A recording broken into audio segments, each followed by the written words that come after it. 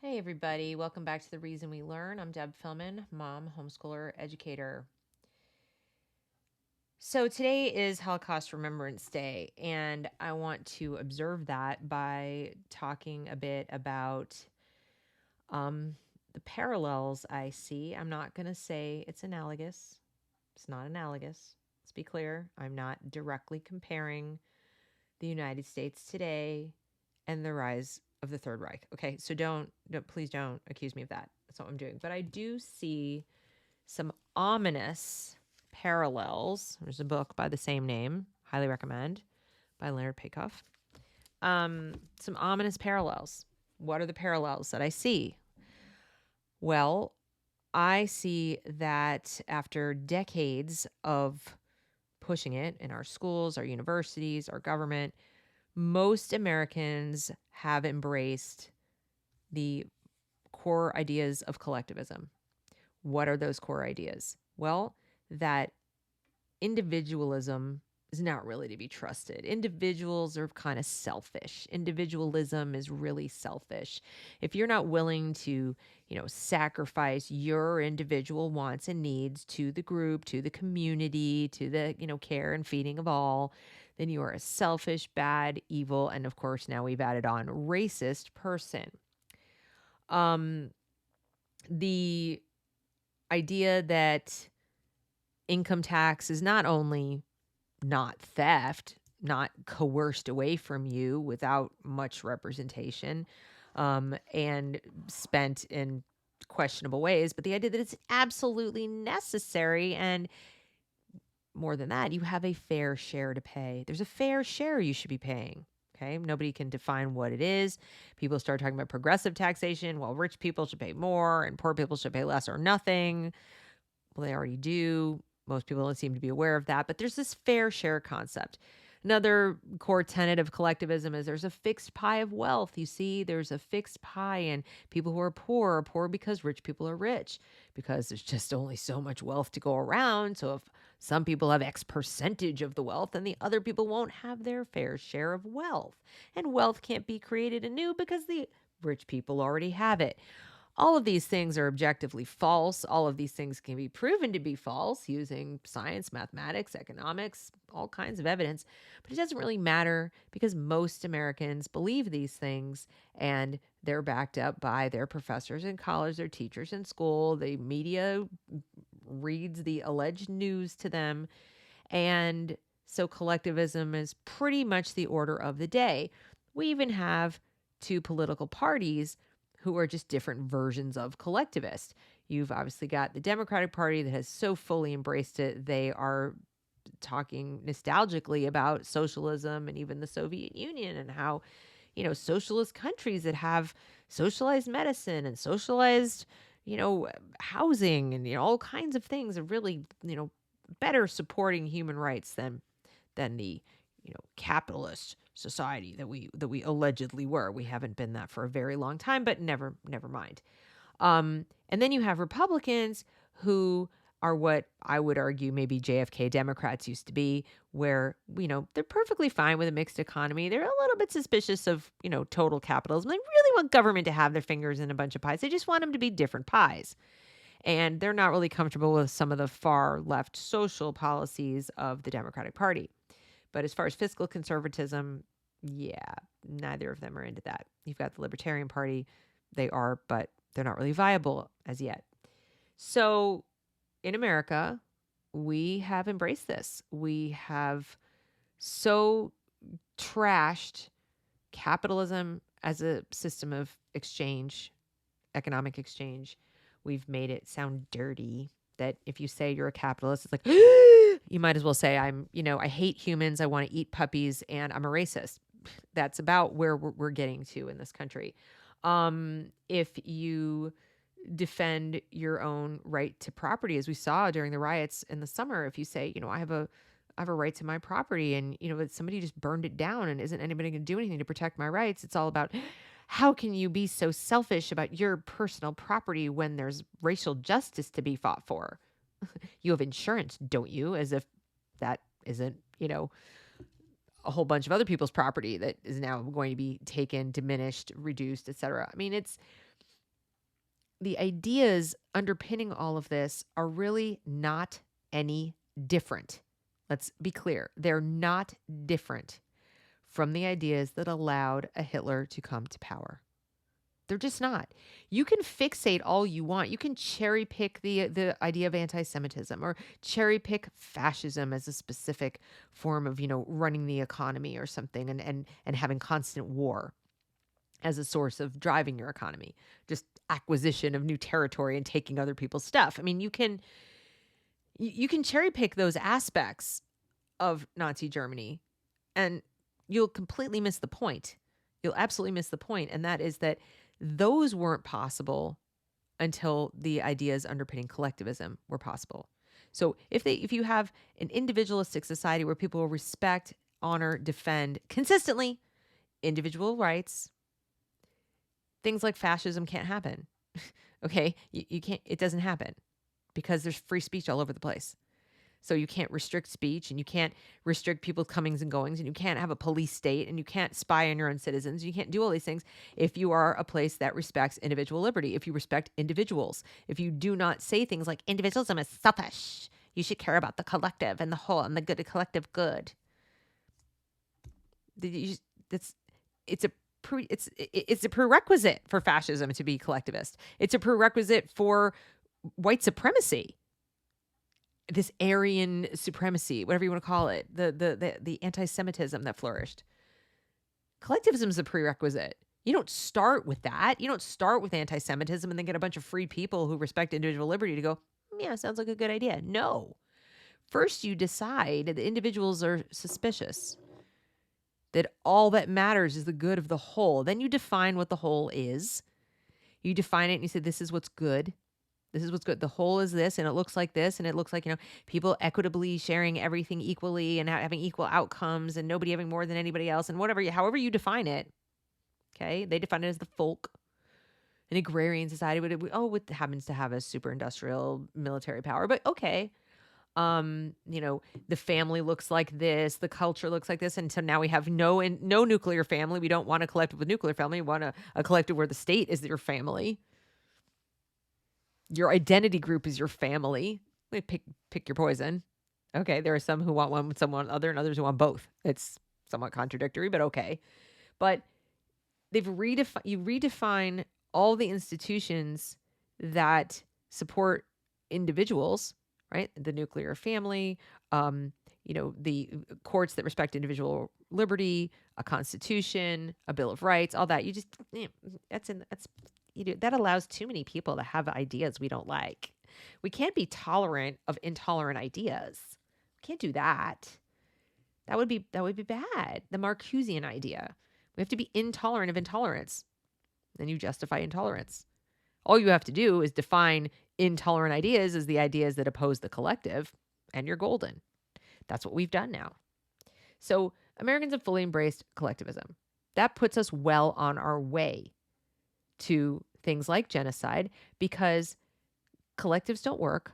We have mountains of history to show us that. Lots and lots of evidence that collectivist societies do not work, because you cannot completely crush the individual spirit except by force. There will always be people who don't want to share their stuff, who don't want to play along, who will find it to be one encroachment too many. We've seen it during this pandemic. We've seen people just say, I'm not wearing the stupid mask. I'm opening my business. People have fought back, not as much as I thought they would, which tells me we're farther down the path of collectivism than I thought, but enough to tell me that I'm right. You're never going to completely conquer that just by indoctrination in schools and people willingly, like little tax slaves, tax sheep, going along with it. You're not going to. There will always be people who fight back, who want to strive and achieve and live as individuals. That's in part because it's a personality trait that you can't completely wipe out. So, work ethic, all these things, it's not, people say it's whiteness. No, it's in part a personality. You can't get rid of it unless you found out who all the people were who had this kind of personality and wiped them out. And even then, you probably still couldn't. If it's never been done in human history, why would you even want to try? Because all the things we have that are wonderful are because one individual decided, I think I want to do this. From the light bulb to the computer to the automobile to the 'It was individuals, not some giant collective. Government didn't give us these things. So you if you do succeed in wiping out most of the people like this, or imprisoning them, or putting them in concentration camps, or censoring them, or depriving them of access to opportunity, things will stop working. Things will stop progressing. You'll get stuck right where you are. Just churn. That's what happened in the Soviet Union. That's why you can go to these collectivist countries and it looks like time has stood still. Nothing has progressed. That's why. It's not that they've done it wrong. They've done it. That's what doing it looks like. Okay. Doing it wrong would be, individualism. That's what that would be. Okay. What we had in this country. So, yeah, but we're pretty far down the road. So where was I? So then the other thing that I've noticed is that we've embraced, culturally, the concept of otherism, which is the second component. The second component you need. So the prerequisite is collectivism. Then in order to hold up this thing that isn't real, it's not backed up by facts, it doesn't work as a practical matter, you now have to look for reasons to justify it not working, because people start to notice. And when and it'll all fall apart, and the people in power will lose everything. They'll lose everything, and possibly even their freedom, if you figure out they've been doing this by corrupt means, which very often they are, suppressing truth and suppressing real information, or going back in history and rewriting news articles like they did at Newsweek the other day. When you find that out, people get good and mad. And so if the House of Cards collapses, they might put you in jail or worse, because that's, well, it's unconstitutional in this country, but it could also be considered a crime against humanity. Okay.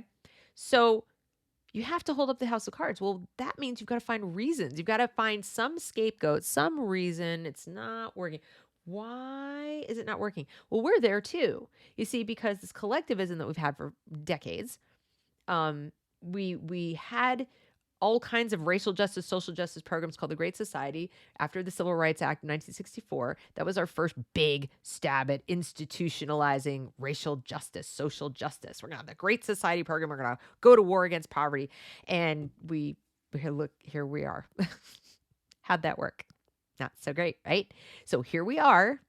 We now have some entrenched people who have lived in generational poverty. Okay, their whole family going all the way back to slavery has not really moved an inch. We have many who have, but very often what you'll find is there are outliers who've said, screw this, I'm not relying on the state, I'm not relying on the government, they're not going to come and help me, no one's coming to save me, I'm going off on my own. They behaved like individuals and they succeeded beyond their wildest dreams, okay? But those who believed the propaganda that the collective would take care of them, the state would take care of them, that this was the Great Society. I will move into the housing project. I will take the government job. The minimum wage will save me, whatever it is, have woken up to realize decades later, didn't work out that way. The public school, high school diploma wasn't worth the paper it was written on because they dumbed down the curriculum or whatever. So we have to explain, why didn't it work? How come we've been in power for so long, we collectivists, and it's like didn't really work? All this welfare and food stamps and all these things and programs and education and everything being run by the government, it's been a total failure. So we need to justify, we need to scapegoat somebody. What shall we do? Racism. That's what it is. It's racism. Enter critical theory. Okay, and here we have Colin Wright telling us critical theory's methods get the relationship between facts and conclusions exactly backward. Science argues to conclusions after collecting and synthesizing large body of facts. Critical theory argues from conclusions by cherry picking a narrow range of supporting facts. Only the former over time, after many iterations, can reliably produce knowledge. The latter cannot. Science isn't easy and requires us to rebel against our many cognitive biases. Critical theory thus has mimetic advantage as it encourages us to lean into them. Yes, it's very tempting, very emotionally satisfying to go, yeah, that's it. That's the reason I live in a slum. That's the reason I don't have the job I want, the career I want. That's the reason somebody else is more successful than I am. It's not me. It's not any choices I've made. It's not the government. It's not their fault. No, look, they've been helping me. Look at these programs. It's these evil racists. It's racism. It's racism. And then you can put a human face on it. Anyone who looks like this. Anyone who looks like this. Enter Ibram X. Kendi. Anti-racism. People can't be not racist. Anyone white, because they've benefited from a white dominant society, is automatically racist because they've benefited from it. Talk about weird logic. Okay? The presumption, we start with the conclusion they benefited from it. That's after the conclusion it exists. Okay. Saying that there's a majority white population is not the same thing as saying white dominant in terms of power. Saying that there's a majority of white people in positions of power isn't even, especially when you think of things like affirmative action and all kinds of other steps that have been taken to try to, historically black colleges, things that have been done to try to level the playing field, so to speak. Remember, we've embraced collectivism for a long time now. So, no, those aren't givens. Okay, the most you could say is that there are a majority of white people in these situations. Yes, literally in power, but that presupposes there were people of color who were trying to get into power who didn't get there. We've had a black president. We have black members of Congress, black senators. We have legislatures, mayors, governors, etc. This premise is at best tinted in truth. Okay? There's a whole lot wrong with it. And the farther down the line they get with the premises, as you get more micro, they get more false. And the most false one is that all inequities are the result of racism. They're just not. There are so many other causes, and it really depends on what you're looking at. It depends so much on the given situation. It depends on the given individual, and that's too complicated, and it's not very emotionally satisfying, and it sure doesn't make anyone any money, and it doesn't give anyone in government any more power. It doesn't shield them from criticism and potentially put them at risk of losing the power they've amassed all these decades by declaring that they can fix everything. They have to find a scapegoat to save and shore up the illusion that collectivism works.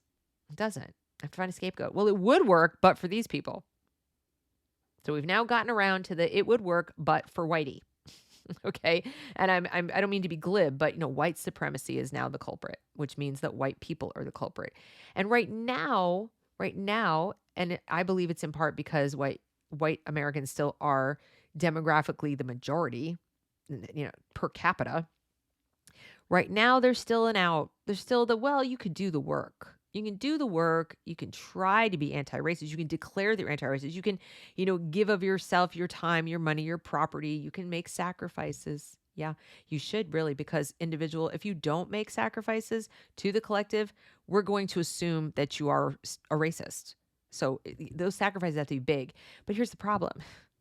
Right now, it's sacrifice. It's money. It's time. It's hire people. If you run a business, it's give up your own job just for somebody else. I stand aside because, there's no other way for people of color to be successful except if white people stand aside. That's what we're told. That's pretty dehumanizing, I think, for black people, but whatever. So right now, there's an out a little bit, kind of. But do you think it's going to work? It's not going to really work because, see, when people get socially promoted and it's all about equity, there's nothing effective there. People aren't making the sacrifice voluntarily, so there'll be resentment. If they don't make the sacrifice, they could be punished. Cancel culture. You're a racist. No one should hire you. You shouldn't have a job. No one should go to your business. No one should buy from you. No one should do business with you, etc. Because you won't toe the line. You won't do the scorecards and the quotas and all the other things to pursue racial justice. You won't make your proclamation that you're committed to diversity, equity, inclusion, and social justice, racial justice. And because of that, we can presume that you are an evil racist, a Nazi, ironically. And so there goes your out. There goes your out if you just simply don't go along, or you don't go along enough, or you go along now, but you figure, okay, I was done. I made my contribution. I did my thing. Can I be done now? No, that's the thing. Kendi will even tell you, you'll never be done. You have to do it your whole life. And you need to start your baby. He'll tell you with a big smile on your face. You need to start your baby to have our anti-racist baby. Just think if we all started talking about these issues before we even understood them. If we indoctrinated our children to feel just perpetually guilty and like they have no individual autonomy or agency, they just, they're either a victim or oppressor, but either way, they belong to the collective and they owe the collective. They're born owing. They're born owing. So, even if you're not white, you're born sort of owing your allegiance to your race. Don't you dare try to defend white people. Don't you dare try to criticize collectivism. Don't you dare try to, criticize BLM, or you're now, a white person. You're white adjacent. You've internalized white racism. You are even white supremacist. Your black skin aside. And this is exactly what happened to people in Nazi Germany. There's like, well, but why Jews? I didn't know the Jews are not all bad. Oh, you go to the camp with him. So, the only difference is we're at a place where we still have a little bit of an out where you can kind of like hiss the ring, bend the knee, give the donation, hire the people, make your declarations, do your trainings. But how long is that going to last? Because as I said, it won't work. It won't work. And this kind of ideology is insatiable. It's insatiable. So not only will the society continue to fail, it'll fail more. The economy will fail more because you can just start throwing money and printing money and things will get worse. And the people who are already at the bottom are going to fall farther. The people at the middle are going to fall down to where the people at the bottom are. So now more people are going to be worse off and they're going to be looking to the leaders of the collective and saying, what the hell? And what will they say? They're not doing the work hard enough. It's still because of those racist people. If it weren't for them, and then they'll call them, insurrectionists, traitors. We're already hearing that too. They don't want to participate. They're selfish. Da, da, da, da. We need to. We need to. We've already heard calls for enemies lists. We've already heard people ask John Brennan, should we be spying domestically? Oh yes, definitely more. We should. We hear people saying some of the same things that Hitler said. It's about your security. It's about your safety. It's about fairness. He didn't just ride into Berlin with a giant loudspeaker and say, hi, I am now your supreme dictator, effective immediately. You're all under my thumb. Round up all the Jews, send them to the camps. It didn't work like that. No. Bit by bit, we dehumanize, we devalue, we just take you down, take you down, take you down. And at every step of the way, do you know what Jews said? Well, we'll just do this. We'll just put up with it. They do this to us every other century or so. We just got to put up with this. And then, they'll stop here because sure, they need us. They need it. They can't just get rid of us because they need us to do this and that. And the other things won't work if we're gone. Guess what? Yeah, they didn't see it that way. The Jews were right that things did start to fall apart. And the irony is if he hadn't persecuted the Jews, they might have won, which is kind of terrifying. But here we are. It's insatiable. They have to keep going, keep going. Now, part of it's intentional. Part of it is they have no intention of slowing down. They have no intention of stopping here. This isn't where they plan to stop. When I say they, I mean people who are the true believers in critical theory. They have no intention of stopping at white people make a donation or hire some, achieve parity in their workforce or their board of directors or whatever. That you think they're going to be satisfied with that? No, of course not. They're not going to be satisfied until they have it's going to keep going. And it's going to keep going until enough people start pushing back harder and harder and harder. And the only question is going to be, when is that going to happen? And if they've achieved enough power and enough critical mass, will the people fighting back be willing to literally fight back? Because that's when the bodies start to drop. That's when you start having genocide. That's when you start rounding people up and putting them in camps. And right now, I know the people probably watching me going, this is ludicrous. This is not going to happen here. What are you even? You're crazy. This is crazy talk. What are you talking about? There are concentration camps right now in China, guys. Right now. In China. In the 21st century. Because of the out group, the Uyghurs. I'm sure they're being blamed for something. In fact, I know they are. I just can't remember what it is. But I think they were talking about extremism, religious extremism, whatever it is. It's bogus. But they need a scapegoat. These type of societies always need a scapegoat, and somebody's got to be other. And right now, the other is anybody who fights the woke, this collective idea, critical race theory, anybody who sticks up for the notion of meritocracy, individualism, that there's no such thing as whiteness or blackness, that we're all just people. You're PNG, guys. And whether you're going to be canceled and not be able to have a job or find yourself someday in some re-education program. And as I said, there are people who have said that's what should happen. They haven't called it a camp yet. AOC hasn't suggested a camp. She wants to appropriate money for deprogramming of people who supported the last president. Well, what's that going to look like, hon? You see what I'm talking about? These parallels are ominous. And while I am still free to talk about them and still free to raise the alarm and draw this to your attention, I'm going to. And on today of all days, I feel like it's my moral obligation to do so. So here I am telling you that collectivism by its very nature is evil because it denigrates the individual. As soon as you do that, you have laid the groundwork for all the other isms that are bad. Okay. So if you actually care about racism and you actually care about racial justice and you actually want to improve the lives of Americans, you will get busy fighting back, not just against the woke, not just against critical theory, but also against collectivism. You will defend the rights of the individual. You will defend freedom of speech, even speech you don't like, even ideas you think are abhorrent. I can't stand communism. Communism is collectivism too. But one of Hitler's first acts was to round up all the communists after he demonized them and blamed them for the Reichstag fire. They were the first to go. They were even before the Jews, believe it or not. So that's wrong too. Nothing keeps the individual safe better than freedom of speech and a government limited to protecting individual liberty. And that's it. That's it. All the other things, believe it or not, you're a lot better off. It's not perfect by any means. You will still have poverty. You will still have suffering. You will still have problems. But you will have a much higher degree of equality. You have a much higher degree even of equity, equal outcomes in certain areas. You will organically, the more freedom you have. The more you push for equity by force, the more you have this collective ideology where you must find a scapegoat because people don't do things well when they're forced to do them, the more likely you are to end up with a genocide again. So that's all I had to say. Thank you for watching. As always, you can support the channel in many ways listed in the description box. One of the ways is to subscribe to the channel, like this video, comment on this video, share this video.